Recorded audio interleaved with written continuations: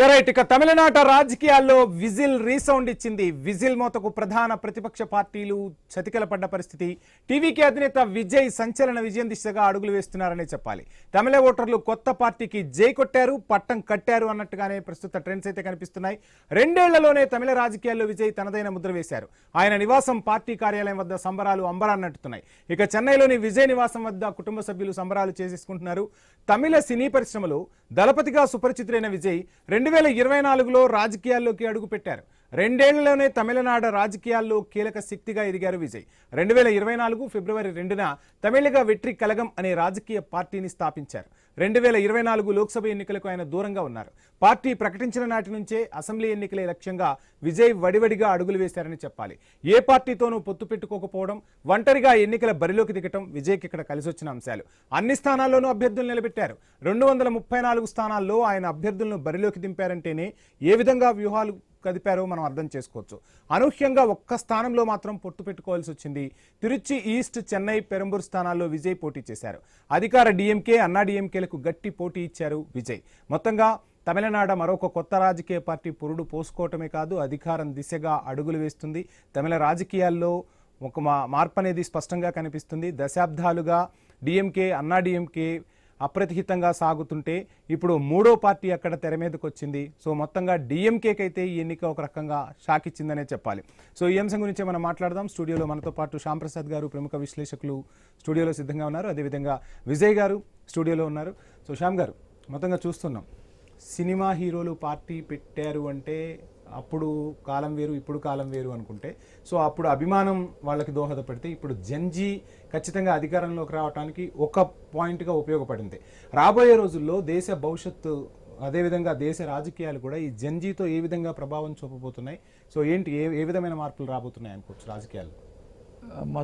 మొట్టమొదటిగా వంశీ గారికి, డిబేట్లో పాల్గొన్న అందరికీ, ప్లస్ ఐ న్యూస్ వీక్షకులు అందరికీ నమస్కారం అండి. ఇది కేవలం మార్పు అండి. ప్రజల్లో కోరుకున్నారు, మార్పు కోరుకున్నారు. ఇవాళ భారతదేశంలో 5 రాష్ట్రాల్లో ఎన్నికలు జరిగినాయి. 5 రాష్ట్రాల్లో 3 రాష్ట్రాల్లో మార్పు జరిగింది, పూర్తిగా మార్పు జరిగింది. ఇప్పుడు పశ్చిమ బెంగాల్ తీసుకుందాం. పశ్చిమ బెంగాల్లో కమ్యూనిస్టులు 34 ఇయర్స్ రూల్ చేశారు. తర్వాత కాంగ్రెస్, తర్వాత తృణమూల్ 15 ఇయర్స్ చేసింది. ఇప్పుడు కొత్తగా బీజేపీ బెంగాల్లోకి వచ్చిందనమాట. వాళ్ళు బీజేపీ బెంగాల్లో రావడానికి వాళ్ళు శాయశక్తులు, పూర్తి శక్తి సామర్థ్యాలు అన్ని రకాల మొదలయ్యారు. 77కి వచ్చారు, 77 నుంచి ఇప్పుడు ఇంత విజయం. భారతదేశంలో కూడా ఉంది. భారతదేశంలో కూడా 1980లో ఇదే రకంగా భారతీయ జనతా వాళ్ళకి బాగా కలిసి వచ్చింది. అదే కాదండి, వాళ్ళు శక్తి సామర్థ్యాలు పూర్తిగా ఎట్టి పరిస్థితుల్లోనూ బెంగాల్ క్యాప్చర్ చేసుకుందాం అనే ఉద్దేశంతోనే అమిత్ షా లాంటి హోమ్ మినిస్టరే బెంగాల్లో 20 డేస్ కూర్చున్నాడు ఎలక్షన్స్కు. ఇది అసాధారణమైన విషయం అనమాట. 20 డేసే కాదు సార్, మనం ఇక్కడ మాట్లాడుకుంటే విజయ్ గారు, ఒక 3 సంవత్సరాల నుంచి భారతీయ జనతా పార్టీ పక్కా ప్లాన్తో పశ్చిమ బెంగాల్ వైపు పావులు కదిపింది. సో ఎక్కడికక్కడ స్ట్రాటజీస్ వాడారు. మమతను ఒక రకంగా ఉక్కిరి బిక్కిరి చేశారనే చెప్పాలి. అంటే ఒక రకంగా ఎక్కడైనా ఎన్నిక జరిగితే, ఇటు ప్రాంతీయ పార్టీలకు సంబంధించి ఎన్నిక జరిగితే అక్కడ ఆ పార్టీ అధినేతకు, ఆ ప్రతిపక్ష నేతకు పోటీ ఉంటుంది. కానీ ఈ ఎన్నికను మనం మోదీ వర్సెస్ దీదీగా చూడాల్సిన పరిస్థితి కనిపించింది మొదటి నుంచి కూడా. సో ఎందుకు పశ్చిమ బెంగాల్పై ఇంత కాన్సన్ట్రేట్ చేయాల్సి వచ్చింది అనుకోవచ్చు, ఏంటి అసలు? తప్పకుండా. అంటే భారతదేశంలో ఏం జరుగుతుందంటే, బీజేపీ సిద్ధాంతానికి, బీజేపీ ఆధిపత్యానికి ప్రధాన పోటీదారులు ప్రాంతీయ పార్టీలు ఇవ్వాలి. ఎందుకంటే కాంగ్రెస్ పార్టీ కొంత ప్రభావం తగ్గి జాతీయ పార్టీగా విఫలమైన నేపథ్యంలో అనేక రాష్ట్రాలలో ప్రాంతీయ పార్టీలే బీజేపీకి ప్రధాన ప్రత్యర్థులుగా ఉన్నాయి. దాంతోపాటు సైద్ధాంతిక విరోధులు కూడా ప్రాంతీయ పార్టీలే. బీజేపీ హిందుత్వ ఎజెండా కావచ్చు, బీజేపీ ఏక భారత్ నినాదం కావచ్చు, బీజేపీ దేశమంతా ఒకటే అనే ఒక భావన ఉన్నప్పుడు ప్రాంతీయ పార్టీలు మాత్రం వారి అస్తిత్వం కోసం కొట్లాడుతున్నాయి. తర్వాత భారతదేశంలో ఉన్న ప్రాంతీయ పార్టీలు అన్నీ కూడా సెక్యులర్ పార్టీలే. అంటే సెక్యులర్ వాదానికి, హిందుత్వవాదానికి మధ్యలో ఒక పోటీ. అంటే ఇప్పుడు అనేక ప్రాంతీయ పార్టీలను పతనం చేస్తూ వస్తున్నది. 2014 నుంచి చైత్రయాత్ర బీజేపీది కొనసాగుతూ, ఉత్తరప్రదేశ్లో ములాయం సింగ్ యాదవ్, బీహార్లో లల్లు ప్రసాద్ యాదవ్, కర్ణాటకలో దేవేగౌడ, తెలంగాణలో కేసీఆర్, ఢిల్లీలో కేజ్రీవాల్ తనకు అనుకూలంగా ఉన్న మాత్రం కూడా మింగేసింది. ఎట్లా అంటే నవీన్ పట్నాయక్ గారు ఒరిస్సాలో, పాపం ఆయన ఎన్నడూ కూడా బీజేపీకి వ్యతిరేకంగా లేడు, ఆయననే మింగేసింది. నితీష్ కుమార్ అయితే ఆయనతో పాటు పొత్తు పెట్టుకుని ముఖ్యమంత్రి అయ్యాడు, ఆయనను తీసుకుపోయి రాజ్యసభ పడేసిండు.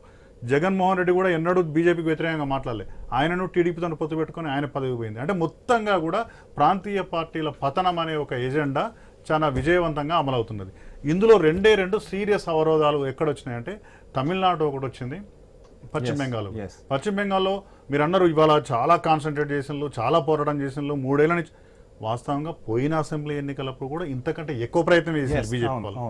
నరేంద్ర మోడీ గారు దాదాపు 50-60 ర్యాలీలలో పశ్చిమ బెంగాల్, కానీ అప్పుడు సాధ్యం కాలేదు. ఇప్పుడు సాధ్యమైంది. అంటే ఎవరైనా గెలిచినప్పుడు ఓ జీత ఓ సికందర్ అన్నట్టు ఎవరు గెలిచినప్పుడు వాని గురించి మనం గొప్పగా చెప్పుకుంటాం, అది కానీ 15 ఏళ్ళు అప్రతిహతంగా మమతా బెనర్జీ ఏలి ఇవాళ 4వ పోటీ చేసి కూడా దాదాపు 100 సీట్లు సంపాదించుకోవాలి. అది మామూలు విషయమేం కాదు. సరే, ఎన్నికలలో ఒక గెలుపు ఓటమి అవన్నీ పక్కన పెడితే బీజేపీ ప్రాంతీయ పార్టీలను అంతమొందించి ఆ స్థానాన్ని ఆక్రమించుకోవడంలో మాత్రం విజయవంతమవుతుంది.